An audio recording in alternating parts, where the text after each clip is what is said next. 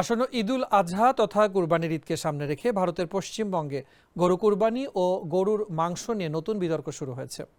রাজ্য সরকারের কঠোর নির্দেশনার পর এবারে কলকাতার ঐতিহাসিক নাখোদা মসজিদের ইমাম মাওলানা মোহাম্মদ শফিক কাশেমি মুসলিমদের প্রতি গরু কুরবানি থেকে বিরত থাকার এবং ভবিষ্যতে গরুর মাংস না খাওয়ার আহ্বান জানিয়েছেন।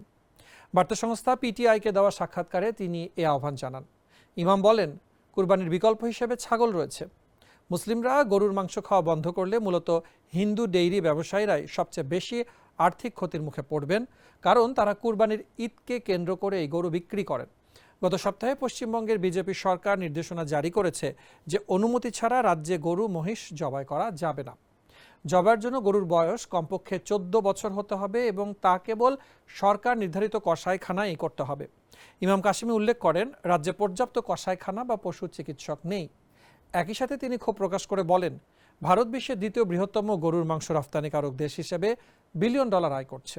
সরকার ব্যর্থ হলে গরুকে জাতীয় পশু ঘোষণা করে এর জবাই ও রফতানি পুরোপুরি বন্ধ করার দাবিও জানান তিনি।